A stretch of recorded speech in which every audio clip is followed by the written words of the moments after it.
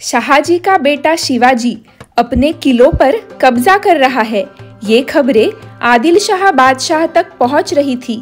कोंढाणा की खबर सुनते ही बादशाह चौकन्ना हो गया। इतना सा छोकरा और इतनी हिम्मत! बादशाह चाहता तो तुरंत एक फौज महाराष्ट्र भेजकर शिवा की यह बगावत कुचल देता, परंतु बादशाह को डर था शाहजी राजे का। यदि कर्नाटक में शाहजी राजे को यह समझ गया कि अपने पुत्र के विरुद्ध फौज भेजी गई है और शाहजी राजे भी बगावत कर बैठे तो दरबार में शाहजी राजे का बड़ा मान मरातब था। उनके अधिकार में 15,000 की फौज थी। दक्षिण में अभी भी कुछ छोटे छोटे हिंदू राज्य थे, जैसे कि पेनुकोंडा के महाराजा वेंकटेश, विद्यानगर के श्रीरंगराय, मदुरई के तिरुमल नाइक, जिंजी के राजा वेंकट नाइक। और भले ही शाहजी राजे आदिल शाह के सरदार हो, इन हिंदू राजाओं के साथ शाहजी राजे का मैत्रीपूर्ण व्यवहार था। तो शाहजी राजे की बगावत में यदि सारे हिंदू राजे भी शामिल हो गए तो आदिल शाही साम्राज्य पर बड़ा ही संकट आ सकता था।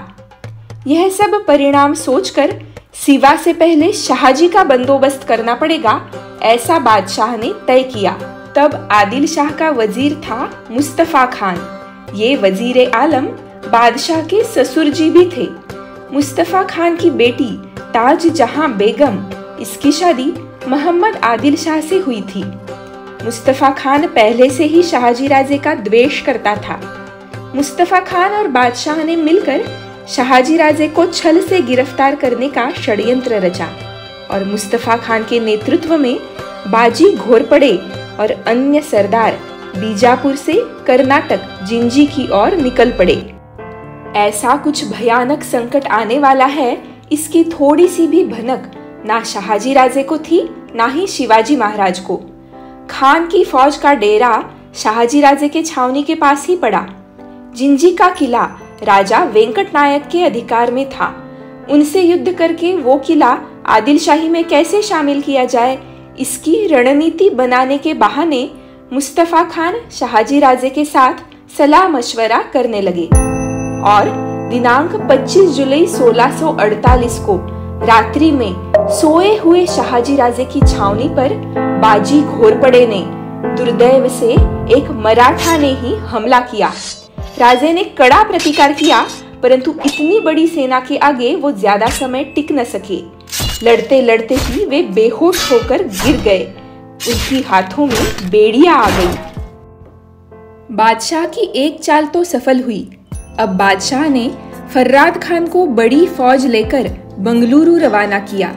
वहां शाहजी राजे के ज्येष्ठ पुत्र संभाजी राजे और पूरा भोसले परिवार था और दूसरी तरफ फत्ते खान नामक सरदार को 5,000 सैन्य लेकर बगावतखोर शिवा का अंत करने महाराष्ट्र में भेजा। राजगढ़ पर यह वार्ता पहुंची। सारे सुन्न हो गए। स्वराज पर, शिवाजी महाराज पर, आऊ साहब के सुहाग पर कितनी महाभयंकर आपदा! क्या करे अब? मानो आदिल शाह ने आऊ साहब का मंगलसूत्र ही पकड़ लिया था और पूछ रहा था, हा हा हा, बोलो, पति चाहिए कि स्वराज? बादशाह को लगा अब जिजाऊ अपने पति के प्राणों की भीख मांगने अपने सामने हाथ जोड़ते हुए आएगी, स्वराज की गलती की माफी मांगेगी। जिजाऊ साहब ने हाथ जोड़ के प्रार्थना की, पर बादशाह के आगे नहीं, माँ तुळजा भवानी के आगे। सुख में भी दुख में भी एक ही सहारा, माँ जगदम्बा। शिवाजी महाराज का भी विचार दृढ़ था। यह राज्य अपना स्वयं का नहीं है, माँ भवानी का है। अपने पारिवारिक स्वार्थ के लिए हम स्वराज्य की बलि नहीं दे सकते।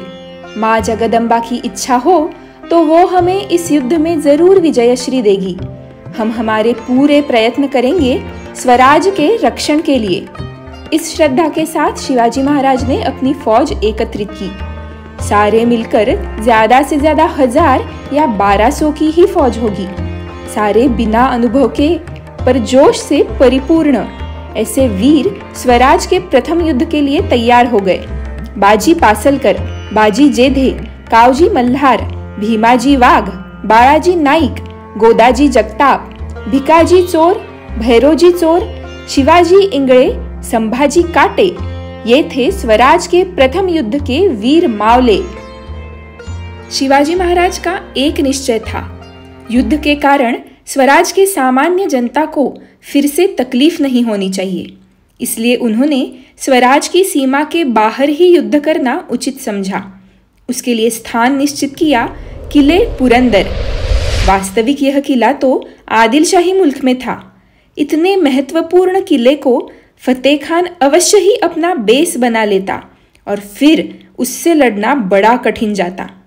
पुरंदर के किलेदार थे बुजुर्ग महादजी नीलकंठराव सरनाईक।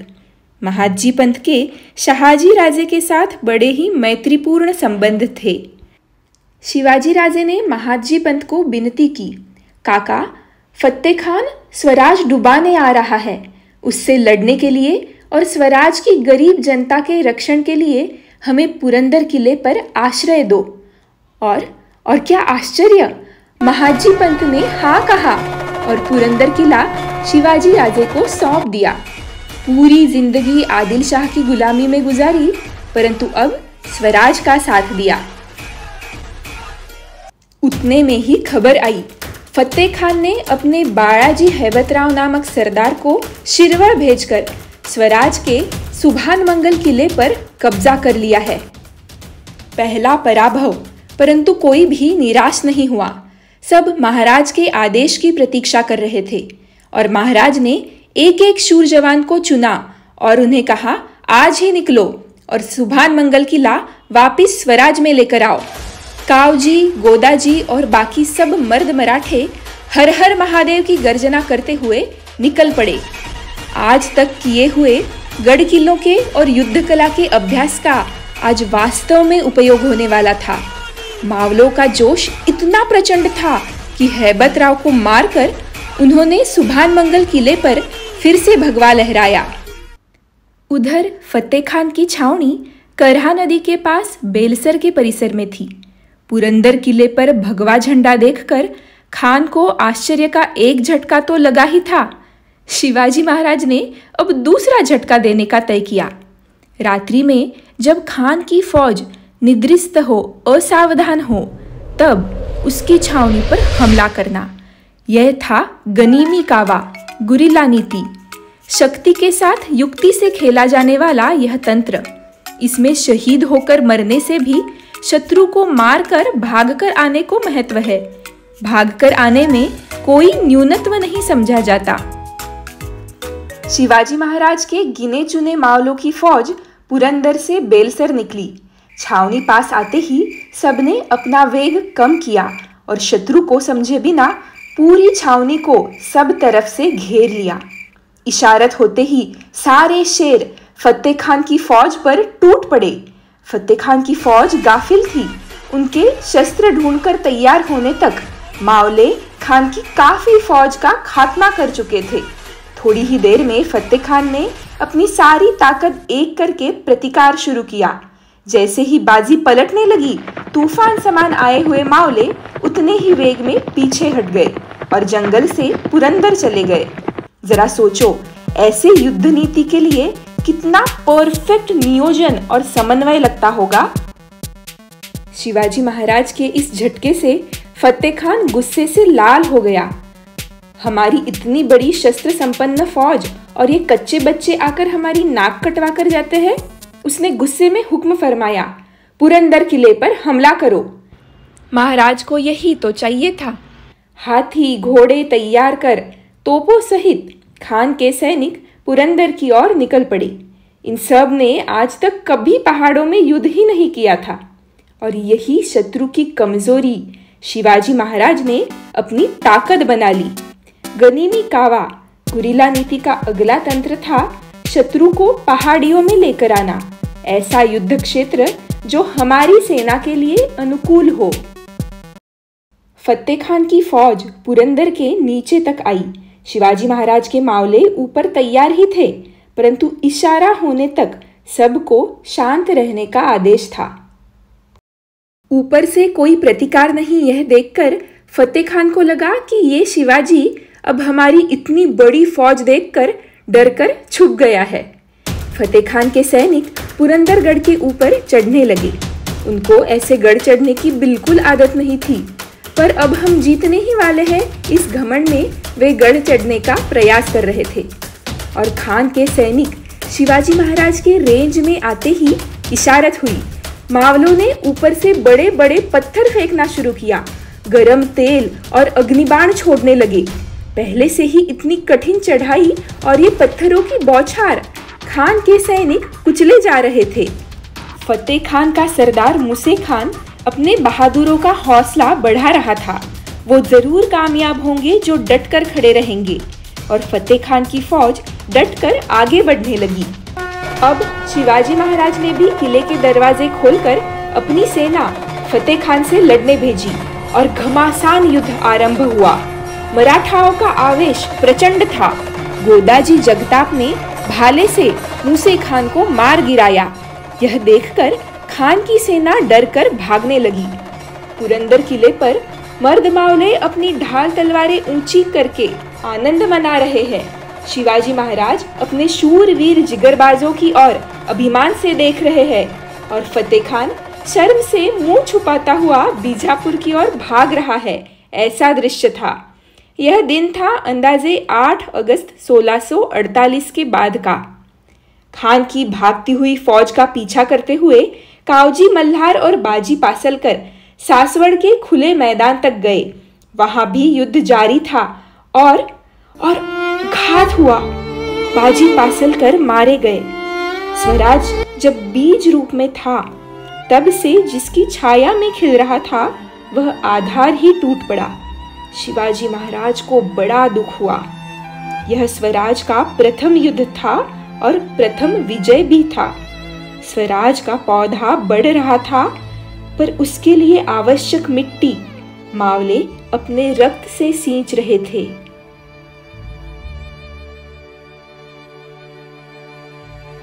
उधर राजगढ़ पर पुरंदर के विजय के साथ ही एक और सुखद वार्ता आई। बंगलुरु में भी संभाजी राजे ने अपनी वीरता दिखाते हुए फर्राद खान का जबरदस्त पराभव किया।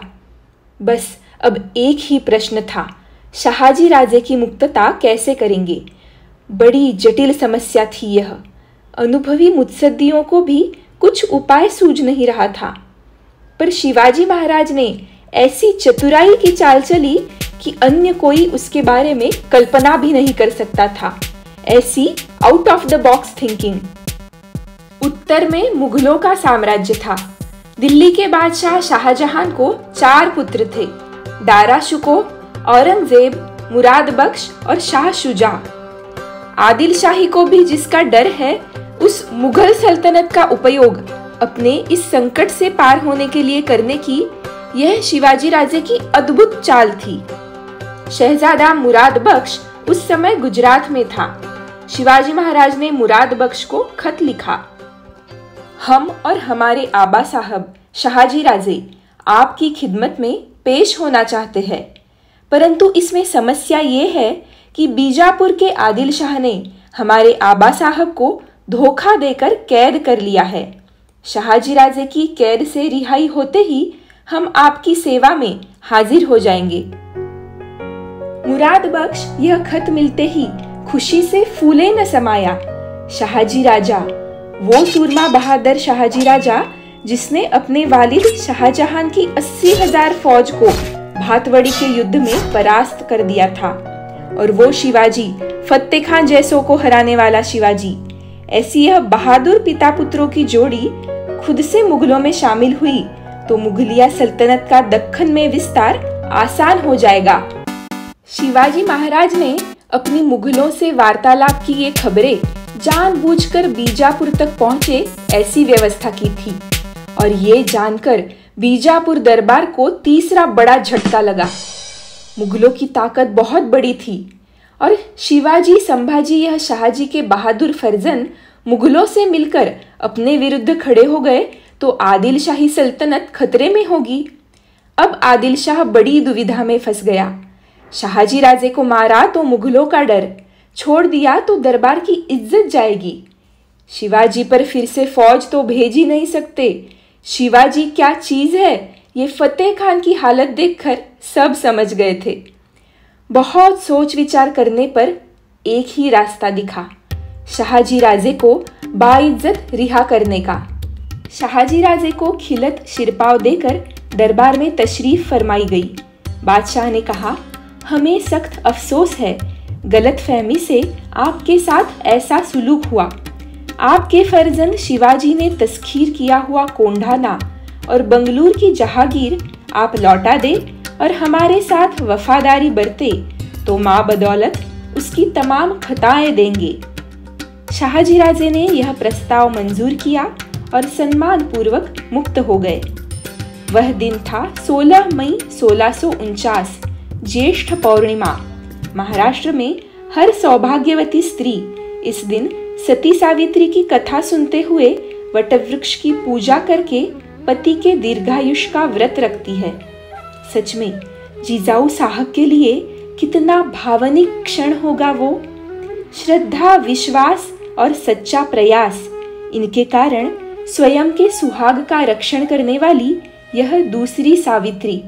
शिवाजी राजे को अपना प्रिय कोंढाना किला गंवाने का दुख तो हुआ ही, परंतु अपने आबा साहब सुरक्षित हो तो किला क्या फिर से जीत लेंगे, ऐसा विवेकपूर्ण विचार उन्होंने किया। परंतु क्या अब शिवाजी राजे को यह स्वराज का सपना छोड़कर मुगलों की नौकरी करनी पड़ेगी? ना ना ना, यही तो विशेषता है शिवाजी महाराज की। उनके गुप्तचर दिल्ली तक फैले हुए थे। दिल्ली से खबर आई थी, मुगल बादशाह शाहजहां बहुत गंभीर बीमार है। और आज तक का मुगलों का इतिहास देखते हुए शिवाजी महाराज समझ चुके थे कि अब अगला बादशाह कौन बनेगा, इस पर शाहजहां के सारे बेटों की लड़ाइयाँ शुरू हो जाएगी, वॉर ऑफ सक्सेशन। और अपने पत्र का महत्व थोड़े समय के लिए तो भी कम हो जाएगा। और वैसे ही हुआ। औरंगजेब ने अपने पिता शाहजहां को गिरफ्तार कर लिया था और अपने 2 भाइयों को भी मारने का प्रयास करने वाला था। मुराद बख्श को भी गिरफ्तार कर वो अपनी बादशाह बनने की ख्वाहिश पूरी करने में व्यस्त था। इस प्रकार शिवाजी महाराज अपनी श्रद्धा, चतुराई और दूरदृष्टि से कठिनतम संकट से भी पार हो गए। उधर आदिल शाही में वजीर मुस्तफा खान की बीमारी के कारण मृत्यु हो गई थी। आदिल शाह बादशाह ने शाहजी राजे को बीजापुर में ही रखा था, इसलिए शिवाजी महाराज अब थोड़े समय तक शांत थे और आदिल शाही किलों पर कब्जा करने के बजाय केवल स्वराज की सुव्यवस्था पर ध्यान दे रहे थे।